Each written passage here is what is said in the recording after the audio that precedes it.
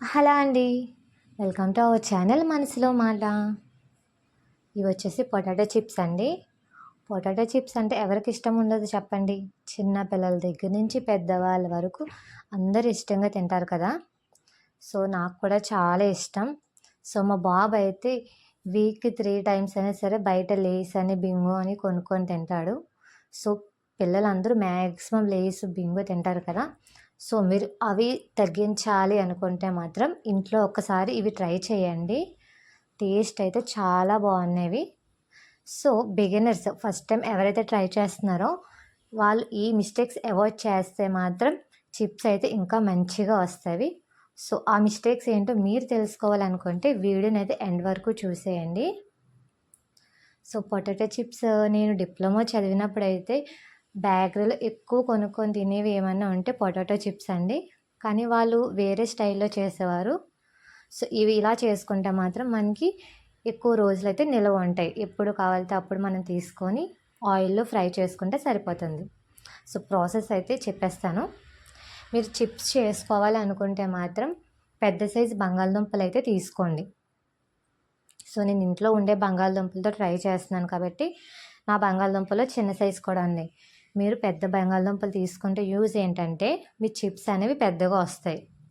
So, వాటిని మంచిగా తొక్క తీసేసి మంచిగా నీటిలో అయితే వేసుకోండి. నీటిలో వేసుకోకపోతే ఏంటంటే బంగాళదుంపలు బ్లాక్‌గా అయిపోతుంది. సో, ఇది అందరికీ తెలిసిన విషయమే కదా! తర్వాత మీ దగ్గర పొటాటో స్లైసర్ ఉంటే మీరు పొటాటో స్లైసర్‌తో మీరు బంగాళదుంపలు అనేవి స్లైస్ చేసుకోండి. నా దగ్గర అది లేదు కాబట్టి నేను మిక్సీలో వచ్చిన స్లైసర్‌తో అయితే చేస్తున్నాను. సో, మీరు పని తక్కువ చేసుకోవాలనుకున్నా సరే మీరు ఇలా మిక్సీని అయితే యూజ్ చేసుకోవచ్చు. ముక్కలైతే చాలా బాగానే వచ్చాయి. సో, నేను స్లైస్ చేసిన ముక్కలను కూడా మీరు మళ్ళీ వాటర్‌లో అయితే యాడ్ చేసుకోండి. సో, నేను ఇలా మిగిలిన మొత్తం బంగాళదుంపలను కూడా అలా స్లైస్ చేసేసుకున్నాను.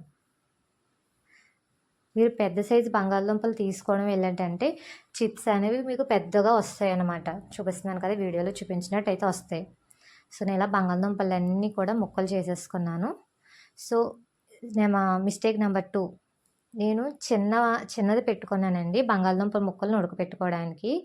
సో, మీ దగ్గర ఉన్న ముక్కలు బట్టి ఆ ముక్కలన్నీ పట్టగలిగి ఒక గిన్నె అయితే పెట్టుకోండి.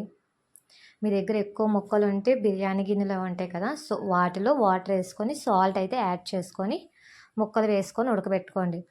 ఏంటంటే మీకు ఒక్కసారే ముక్కలన్నీ ఉడికిపోతాయి. సో, ఇక్కడ నాకు డబుల్ పని అయిపోయిందండి. సో, మిస్టేక్ నెంబర్ 2 ఇది ఒకటి గుర్తుపెట్టుకోండి. సో, వాటర్ అయితే మరగడం స్టార్ట్ అయింది. అలా కొంచెంసేపటికి మనకి ముక్క అనేది ఉడికిపోతుంది. సో, మనకి ఉడికిందా లేదని ఎలా తెలుస్తుందంటే మనకు పొటాటో స్లైస్‌ని ఒక్కటి తీసుకొని గోరుతో గిచ్చి చూస్తే మీకు ఉడికిందా లేదా అనేది తెలిసిపోతుంది. సో, తర్వాత చిల్లులు గిన్నె ఉంటుంది కదండీ! మీ చిల్లులు గిన్నెలో ముక్కలన్నీ కూడా యాడ్ చేసుకోండి. మొత్తం అన్నీ కూడా అందులోకి తీసుకోండి పక్కకి. మొత్తం ముక్కలు మీరు చిల్లుల గిన్నెలో తీసుకున్న తర్వాత మీరు చల్ల వాటర్ ఉంటుంది కదా! చల్లనీళ్ళు కూడా ముక్కల మీద యాడ్ చేయండి. దానివల్ల ఏంటంటే ముక్కలు ఇంకా ఉడకడం తగ్గుతుంది.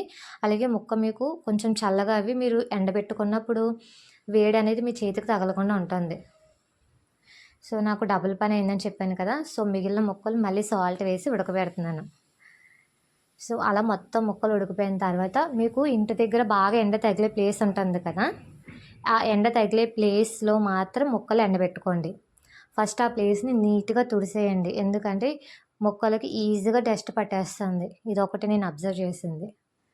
సో, ఒక మంచి క్లాత్ అయితే వేసి ముక్కని ఒక్కొక్క చిప్‌ని మంచిగా ఆరబెట్టుకోండి. కొంచెం టైం తీసుకుంటుంది కానీ ఓపికగా ఆరబెట్టుకోండి. అలా ఆరబెట్టుకోవడం వల్ల ఏంటంటే మీకు 2 ముక్కలు కలిపి మంచిగా అంటే ముక్క బాగా ఎండుతుంది. మంచిగా ఉంటుంది మీరు ఫ్రై చేసుకున్నప్పుడు. సో, నాకు తొందర ఎక్కువైపోయి డబుల్ ముక్కలు ఎండబెట్టేసుకున్నాను. అవి అంటిపోయి ఉడుకు రాలేదింకా. సో, ఇలా ముక్కలైతే బాగా ఎండిపోయిన తర్వాత మీరు ముక్కలన్నీ ఫ్రై చేసుకున్నప్పుడు చిప్స్ అన్నీ ఎండిపోయినవి. ఆయిల్ అనేది బాగా హీట్ అవ్వనివ్వండి. హీట్ అయిన తర్వాత అప్పుడు సిమ్‌లో పెట్టుకొని అప్పుడు ఫ్రై చేసుకోండి. అప్పుడు చిప్స్ అనేవి మంచిగా ఫ్రై అవుతాయి.